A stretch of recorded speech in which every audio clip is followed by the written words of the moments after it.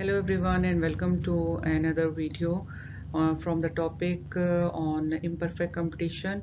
We have already finished with the definition of imperfect competition and its comparison with the perfect competition, and we already have discussed the term market power and the sources of the market power. And in the present video, I'm going to explain that how we can define the profit maximization condition, and also the output level defined by that profit maximization condition. And further, we will also work with the question whether it is always the case that a monopolist earns positive economic profit, or is there any possibility to earn losses. Okay, so let us start working with this third objective. So now we are going to discuss the profit maximization conditions for a price setter. Each firm, whether it is working under perfect competition or under imperfect competition, the basic goal of each firm is to maximize its profit. And in both cases, the firm will expand its level of output as far as the benefits of expanding the level of output are greater than the benefit of the cost of producing that level of output. And if we look at the cost structure of both of these firms, it is same. Means that the calculation of marginal cost is the same for the monopolistic as for the perfectly competitive firm, which is equals to the change in the total cost divided by the change in the output level. So where does the difference actually lies? The difference lies in the calculation of the marginal revenue. So let us try to understand in more detailed way the behavior of the price setter firm or the monopolist firm, and how it is going to decide about its output level, or decide about the price level. So in pure monopoly, as we have already discussed, that there is only one seller who is providing the unique product, and that product has no close substitutes. So the buyers, they can only buy that product from that monopolist. And a monopolist always, all the other firms, also wants to maximize its profit. And how he can do it? Either he can increase its price or the output level, but before doing this, he has to apply the cost benefit principle in order to decide whether to increase or decrease its level of output. So he will increase its level of output if marginal benefit by increasing level of output is greater than the marginal cost of increasing the level of output. On the other hand, he will decrease the level of output if the marginal benefits of decreasing the level of output is lower than the marginal cost of decreasing the level of output. Okay, we are going to discuss the marginal revenue for both perfectly competitive firm, and then the marginal revenues for monopolistic firm, or the imperfectly competitive firm. For marginal benefit is actually the marginal revenue, or it is the revenue which the firm earn by selling one more or one additional unit of the good. In perfectly competitive firm, the marginal revenue is equals to the price of the product. So by selling one additional unit, the marginal revenues are exactly equals to the price of that product. So for example, if the price of the product is $10, then by selling one additional unit of output, the firm can earn marginal revenue which are also going to be $10, which are exactly equals to the price. But for the monopolist, selling one more unit uh, will not yield the marginal revenue equals to the price. If the monopolist decreases the market price, then this will cause a reduction in the marginal revenue by more than the price.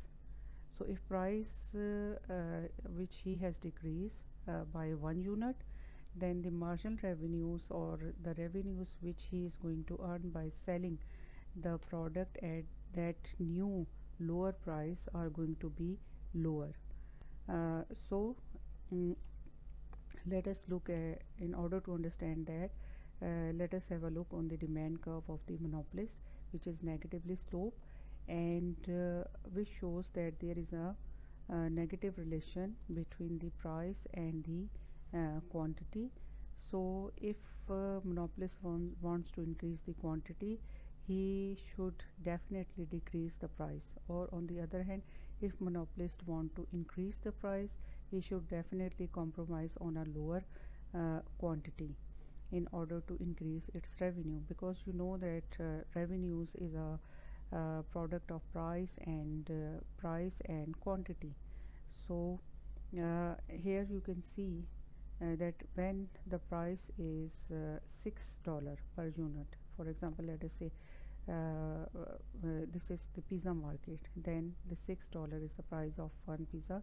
Then at this price the monopolist is able to sell only, let us say, two units, 200 pizza, let us say that it is in Mayer in 100, so 200 pizza he can sell. And if he wants to increase its output level, right, by increasing, if he wants to increase his revenues, total revenues, by increasing his output level, then he cannot increase his output level at the same price. So for example, if he wants to sell four units, then he cannot sell that 4 units at the same price of 6. He definitely has to decrease the price. So in order to if the monopolist want to sell one additional unit, then he should definitely decrease the price from 6 to 5. So total revenues, so in order to increase the total revenues, what the monopolist has to do, he has to decrease the price. So now we are going to understand the monopolist marginal revenue by considering an example. Let us suppose that this is the demand curve for the monopolist, which shows that when the price is $6, the monopolist is able to sell $2, and the revenues by selling these 2 units, it is equals to 12, which is a product of price and quantity. And when the in order to sell one more unit, the monopolist has to decrease price by $1, and the respective total revenue is equals to $15. In the same way, in order, you can see that in order to sell one additional unit, the monopolist needs to decrease the price. So you can see there is a negative or inverse relation between price and the quantity, and on these reported figures for price and quantity, this demand curve is based. Okay, now we are actually, this is the demand curve, and we are going to analyze that how the marginal revenue is different from the price. So in order to calculate marginal revenue, what we need to use the formula which you have learned in one of the previous chapter, I think in cost of production chapter, that marginal revenue is the change in the total revenue because of the change in the level of output. So when the change in the output is from 2 to 3, and then the marginal revenue will change by 3 units. So 3 is actually the marginal revenue. So we can plot this point where the marginal revenue is 3 here. On y-axis we are measuring the marginal revenue, prices and prices and marginal revenue. So when the marginal revenue is 3, uh, then the level of output is actually in between 2 and 3. And when the firm moves from 3 to fourth unit or to the additional unit, then the marginal revenue is equals to 1. And in the same way, when the firms wanted to produce or wanted to sell an additional unit, then it is equals to -1. By connecting all these 3 points, we will have the marginal revenue. And marginal revenue, you can see that at each level of output, the marginal revenue is lower than the price. Marginal revenue is 3 when the price is 5, and marginal revenue is 1 when the price is 4, and the marginal revenue is -1 when the price is 3.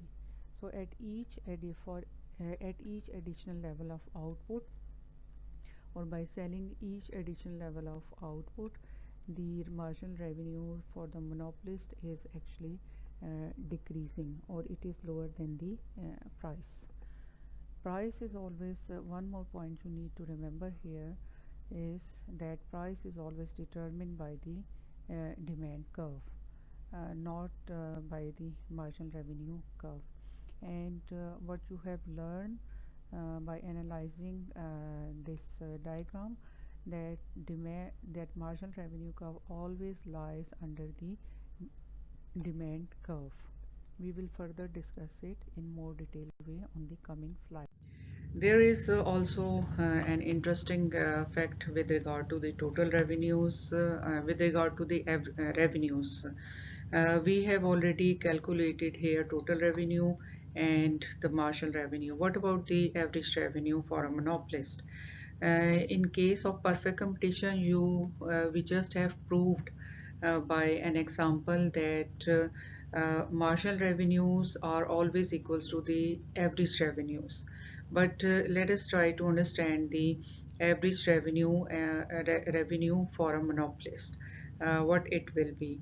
You know, the formula for the average revenue is you have to divide total revenue with its respective level of output, and this will gives you the average revenue. So 12 divided by 2, it will gives you the average revenue equals to 6. And then for the second level of output, the average revenues are going to be 5, and then the third one, when the output level is 4, it is also 4. And when the output level further increases, the average revenue is going to be 3. So what is actually the interesting fact here, which I am trying to point out, that average revenues in case of monopolies is always equals to price or demand. So as you can see it from here by comparing the figures in these two columns. For a monopolist, average revenues are not equals to the marginal revenues. They are always equals to the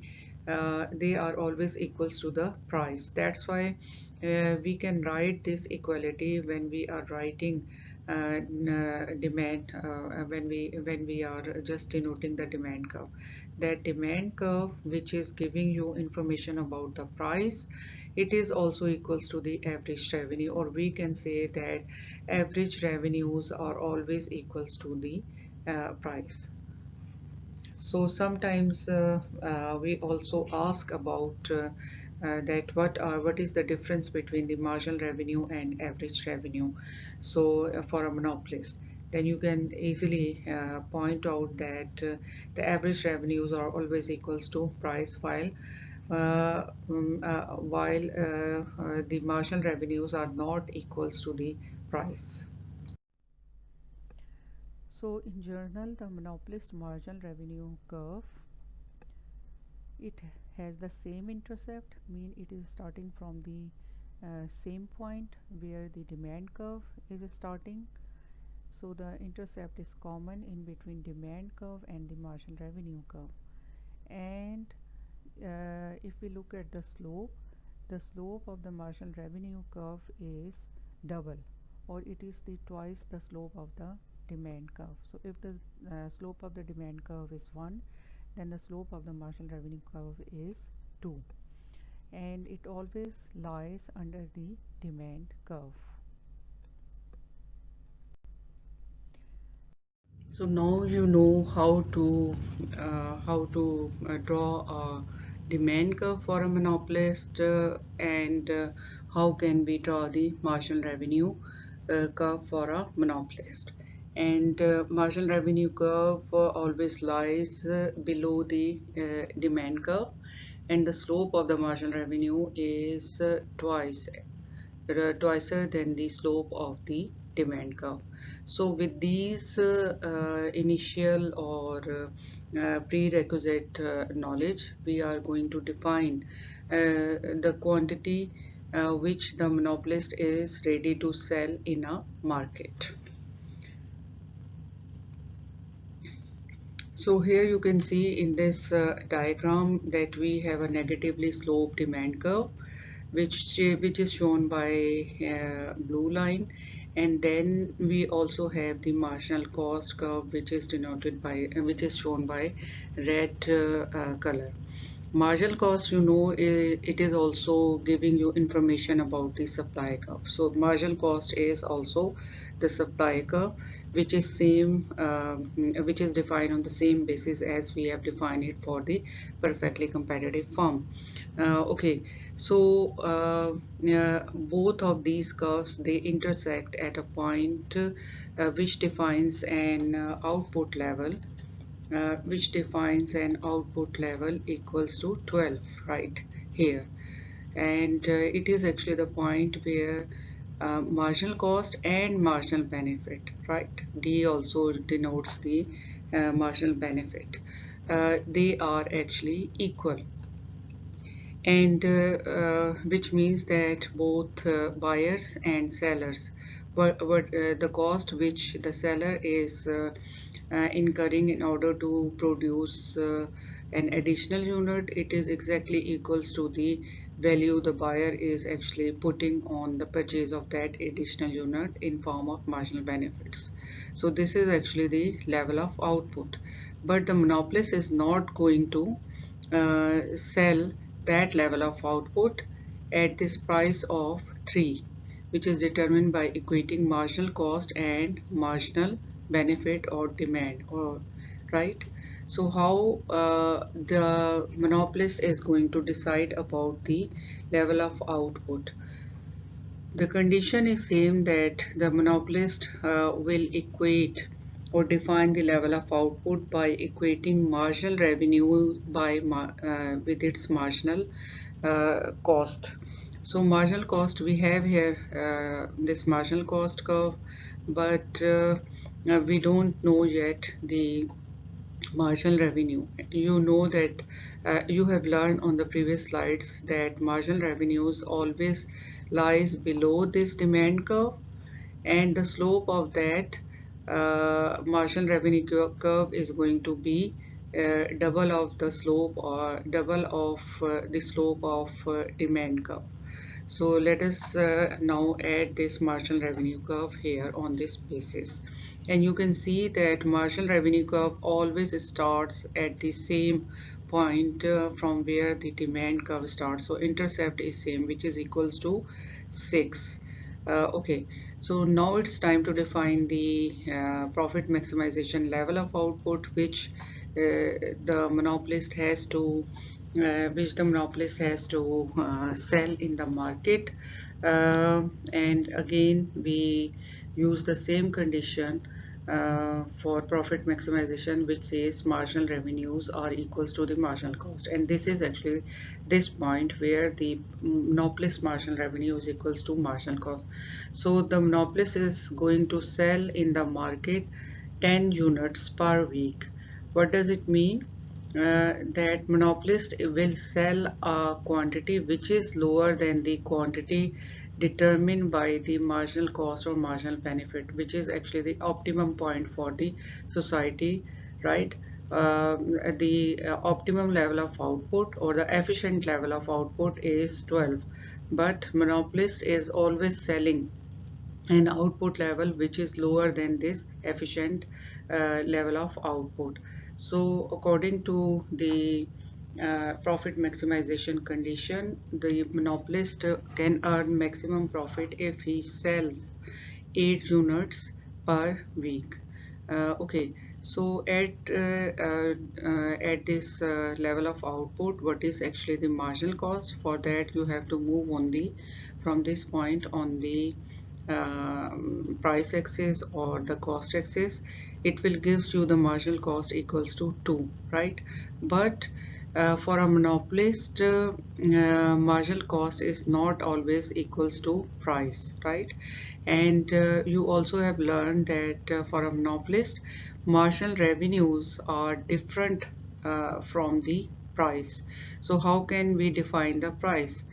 The price is okay, so at this point, both marginal revenues and marginal cost for a monopolist is same, which is equals to 2.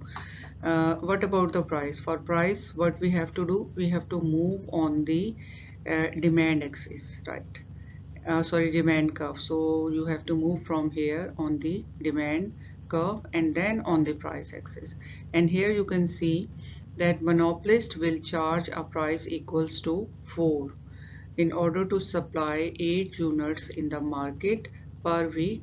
The monopolist will charge a price which is determined by the demand curve, and it is equals to $4 per unit. This $4 per unit price is greater than the marginal cost or marginal revenue, which is equals to 2.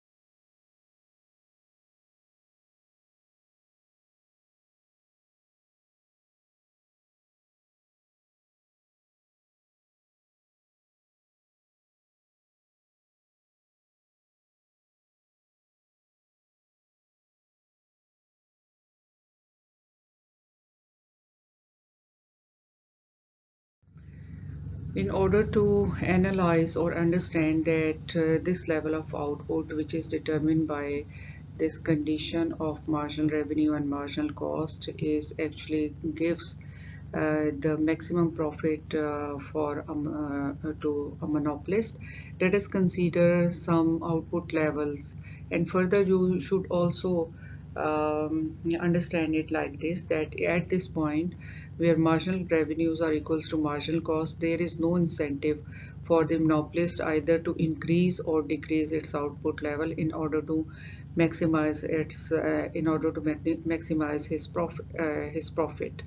Okay, now try to consider an output level which is either greater than this level, right, which is greater than this level of output, or lower than this level of output. So we are actually going to consider the level of output which is either lower or greater than the max Q max, or output level which gives the maximum profit. Okay, so let us first try to consider an output level which is equals to 12, right, which is also the output level mm, greater than the Q max. So you can see that marginal revenues are 0, while marginal cost is, for marginal cost what we have to do, we have to move on the cost curve, and this will gives us the marginal cost 3. So here again you can see that marginal cost is greater than the marginal revenues. So that's why there is an incentive for firm to decrease its output level in order to minimize or in order to increase in order to increase its profit, or minimize its losses. Okay, so now consider, that's why we can say that this level of output is not going to give the maximum profit to the monopolist. On the other hand, if the output level is lower than this Q max, which is 8 units, let us say that it is 4, then in that case you can see that again there is a difference in between marginal revenues and marginal cost. Marginal cost is, let us suppose, 1, and which is determined by this marginal cost curve, and for marginal revenue we have to move on the marginal revenue curve, right, and this gives you marginal revenue here, which is equals to 3.5. So again you can see that marginal revenues are greater, marginal revenues are greater than marginal revenues are greater than the marginal cost. Marginal revenue is 3.5 while marginal cost is 1. So there is an incentive for monopolist to increase its level of output. That's why we can say that any output level which is either lower than this level of output, which is determined by this profit maximization condition, any output level above or below the monopolist is not earning the maximum profit.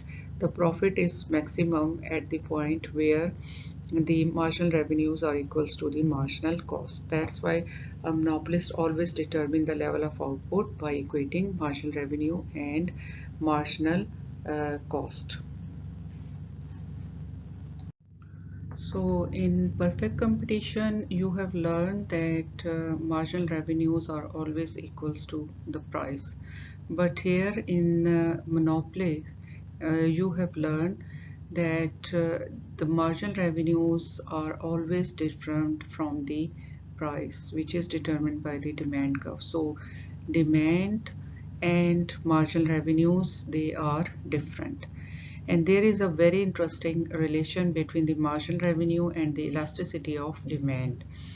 The amount that our revenues changes from an increase in quantity is called marginal revenue, and it can be represented alongside our demand curve, And the relation between marginal revenue and elasticity of demand is actually the direct relation. We can say that if the elasticity of demand is greater than 1, or the good which the monopolist is selling is elastic, then the marginal revenues are also positive or greater than 0, which means that an increase in the quantity demanded will cause an increase in the marginal revenues. On the other hand, if the elasticity of demand is less than 1, or the good is inelastic, then in that case, by selling an additional unit, the marginal revenues are going to be negative, or for inelastic goods, the marginal revenues are always less than 0, which means that an increase in quantity will cause a decrease in the revenue.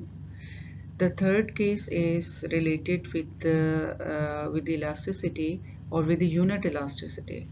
If the monopolist is selling a product which is unit elastic, means that the percentage changes in prices cause the same percentage changes in the quantity demanded. Then in that case, by selling an additional unit, the marginal revenues which the monopolist is going to earn is equals to 0.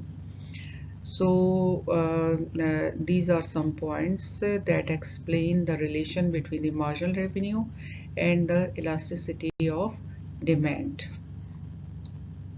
So we can say that when the firm supplying an inelastic good, then in that case the firm will having or enjoy a higher market power, means that it can charge a higher price because the good is inelastic.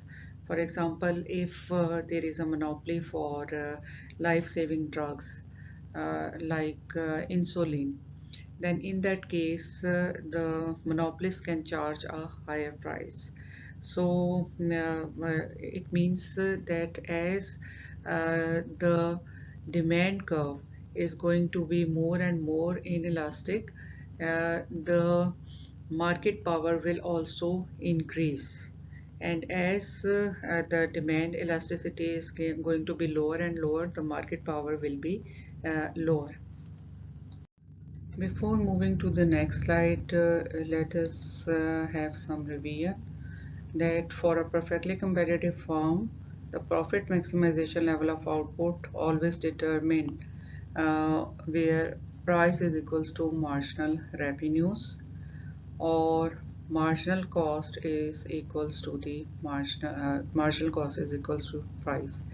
Whereas for a monopolist, the output level, profit maximization level of output occur where price is greater than marginal revenue. So these are because price is different from the marginal cost. Okay, so let us move to the next slide. Now the question arises here that is it always the case that monopolist is earning profit? Does there any guarantee for the monopolist to earn a higher profit? No. Uh, Being a monopolist does not guarantee that he is always going to earn positive economic profit. And how can we say that? How can we conclude that? In order to understand that, we just need to know we need to know the cost structure of the firm, especially the average total cost. If the price is greater than the average total cost, then the monopolist will earn positive economic profit. Otherwise, if the price is less than average total cost, then the monopolist is going to earn negative profit or losses. When the monopolist is equating or trying to define its level of output by equating its marginal revenue and marginal cost, then the price must be higher than the average total cost. If it is higher than the average total cost, then the firm is going to earn positive economic profit. So sometimes it is also possible for the monopolist to earn negative profit. Now let us try to understand that whether the monopoly is having losses or profit in the short run. Let us consider an example of long distance call provider. And in this diagram you can see that we have the companies or the phone service firms marginal revenue, demand curve, marginal cost and average total cost curves are given for this firm. And here you can see that by applying the profit maximizing condition where its marginal revenue is equals to marginal cost. Here you can see that the firm is producing 20 million calls per minute, and at a price of 10 cents, or at a price of $0.1. But if we look at the cost, average total cost or cost per call or per minute, then we can see that average total cost curve, which is lying above the demand curve or average revenue curve, we can see that the cost per minute is equals to the 0.12, which can be easily defined by moving from this demand curve on the average total cost curve and then the price axis. So the firm's average total cost is greater than the firm's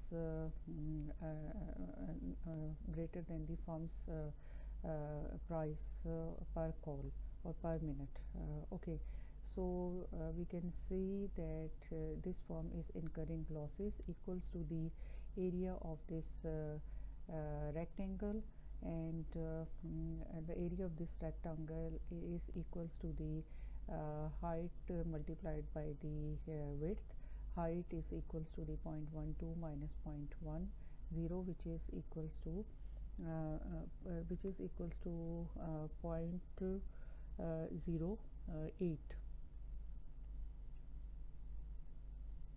2, and then yes, it is equals to 0.02, not 0.08, sorry. And the width of this triangle, it is equals to the level of output, which is 20. So by multiplying 0.02 with 20 million, the loss which this firm is incurring is equals to the $400,000 per day. This is the case when the firm is earning losses. And why it is earning losses? Because it has higher average total cost than the price. And whenever the price is lower than the average total cost, the firm will incur losses, and it is better for the firm to reduce its level of output. Now consider another firm which has the same marginal revenue, marginal cost and demand curve, but the average total cost for this firm, it lies under the demand curve, not above the demand curve like the previous case. So here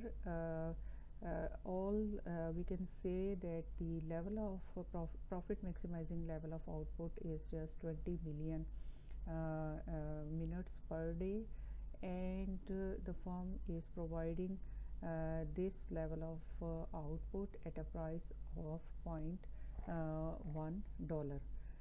But if we look at the cost, then we can say that if we move from this level of output on the cost, average total cost, and then on the price axis or cost axis, it will define that the average total cost to produce and sell 20 million minutes is just 0.08 dollar per minute. So here in this example you can see that price is greater than the average total cost. So this firm is earning positive economic profit, which is equals to the area of this rectangle, and it is equals to the 400,000 per day. This firm is earning economic profit. So it is possible for a monopoly um, to earn losses and profit in the short run, or especially it is the case where there are natural monopolies or which have high fixed cost.